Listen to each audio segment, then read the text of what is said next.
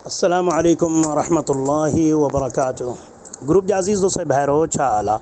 अल्लाह ताला खां दुआ है त अल्लाह ताला असांखे तव्हांखे सॼी मुस्लमान उम्मत खे दुनिया या आख़िरत जूं कामयाबियूं अता फ़रमाए।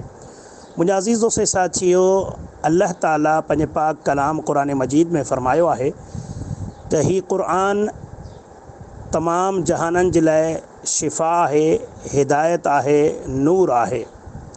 त हिन में असां तमामु मुसलमाननि जे लाइ शिफ़ा आहे, हिदायत आहे ऐं नूर आहे। हिन वक़्तु मां ग्रुप में 2 PDF मोकिलिया आहिनि, जंहिंमें कुझु दुआऊं ऐं अज़कार आहिनि जेके अल्लाह जे रसूल सल्लल्लाहु अलैहि वसल्लम असांखे सेखारियूं आहिनि। ऐं उन्हनि दुआउनि में बेशुमार फ़ाइदा आहिनि, बेशुमार फ़ाइदा।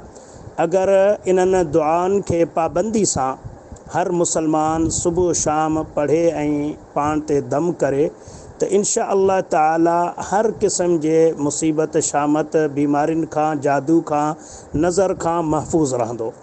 अक्सर दोस्त जॾहिं फासंदा आहिनि, जॾहिं तकलीफ़ में मुब्तला थी वेंदा आहिनि, पोइ कोशिशि कंदा आहिनि त हाणे छा थिए हिन मसइले जो हल।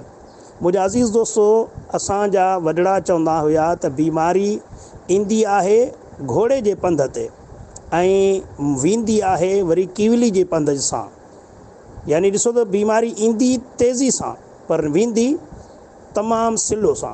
पर जेकॾहिं असां पहिरियां तयारी कयूं ऐं पंहिंजो दिफ़ा कयूं क़ुरान ऐं सुन्नत जी रोशनी में, त इंशा अल्लाह तमामु बीमारियुनि खां, नज़र खां, जादू खां, जिन खां असां महफ़ूज़ रहंदासीं। सो अल्हम्दुलिल्लाह ही तमामु 2 PDF आहिनि। तमामु दोस्तनि खे गुज़ारिश आहे त इन्हनि खे डाउनलोड कनि ऐं इन्हनि दुआउनि खे पाण बि पढ़नि ऐं पंहिंजनि घर वारनि खे बि सेखारीनि, नंढड़नि खे, जवाननि खे, पौढ़नि खे, मर्दनि खे, औरतुनि खे, तमामु घर वारनि खे इहे सेखारीनि ऐं वरी अॻिते ॿियनि दोस्तनि सां बि शेयर कनि। इहे इंतिहाई हिकु अहम दुआऊं आहिनि ऐं इन्हनि जा बेशुमार फ़ाइदा आहिनि। उमेदु आहे त इंशा अल्लाह तमामु दोस्त इन्हनि खे डाउनलोड कंदा, सभ खां पहिरियां पाण इन्हनि खे पढ़ी यादि कंदा ऐं पोइ पंहिंजे घर वारनि खे पढ़ाईंदा, सेखारींदा ऐं अॻिते शेयर कंदा। अल्लाह ताला खां दुआ आहे त अल्लाह ताला सां सभिनीनि मुसलमाननि खे दुनिया ऐं आख़िरत जूं कामयाबी अता फ़रमाए। अस्सलामु अलैकुम रहमतुल्लाहि व बरकातुहू।